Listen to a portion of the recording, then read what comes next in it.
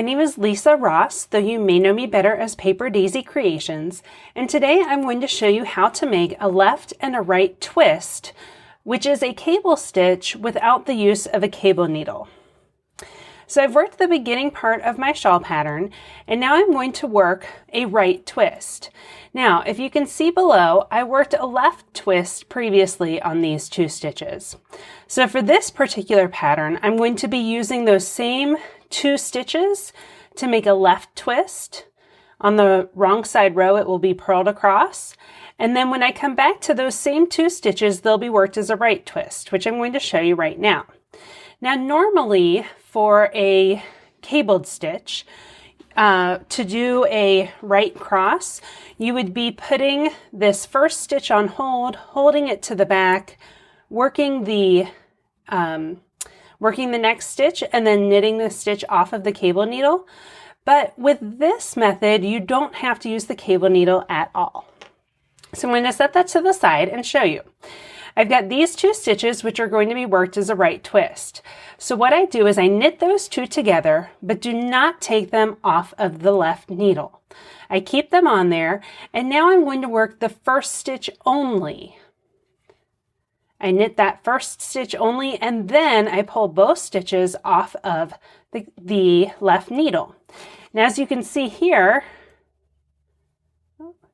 I now have moved the stitches have changed position to move the stitch that had been on the left. It moves it across in front of the other stitch and creates a slanted cable effect. So now I'm ready to do a left twist.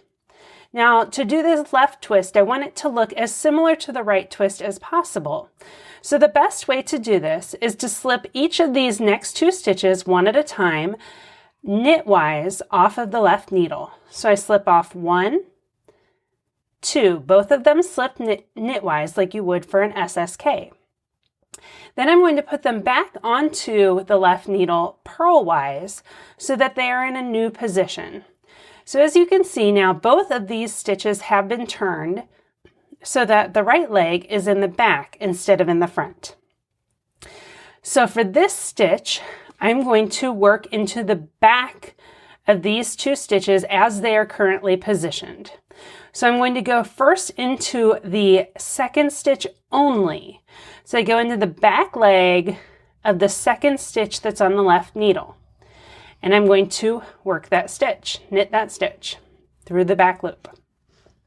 Now I don't take it off the needle just yet because now I'm going to work through both stitches.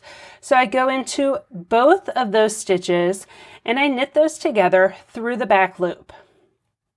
At that point, I slip it off of the left needle and I have made my left twist.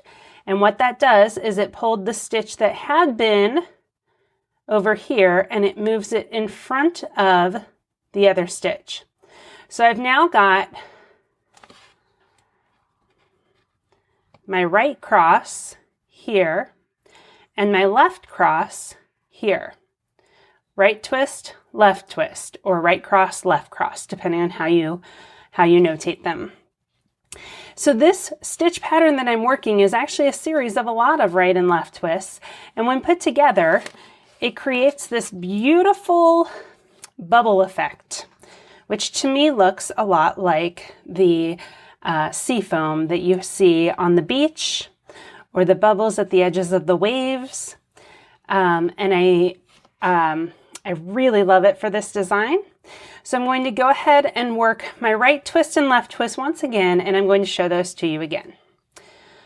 All right, now, an important way to keep track of your stitches is to always be checking where you were before.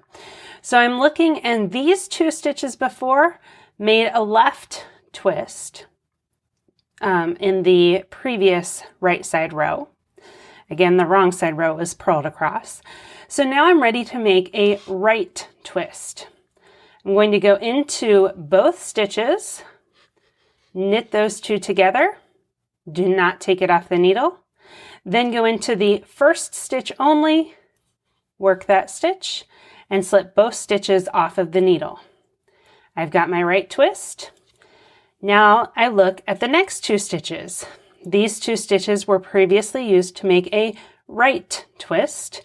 So now I'm ready to work my left twist. I slip each stitch one at a time, reposition it on the left needle. So I slip them both knitwise, one at a time, and now I'm repositioning them on the left needle in their new position.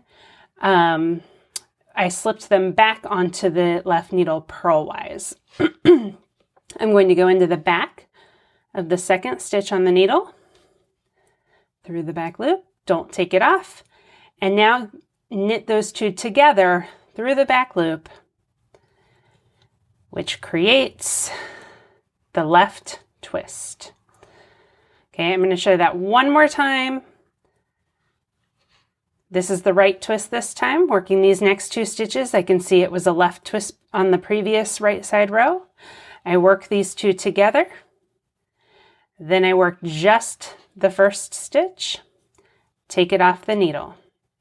My left twist, I slip as if to knit, slip as if to knit, slip purlwise back onto the left needle, both stitches, and now through the back loop on the second stitch, and 2 together through the back loop to create my left twist.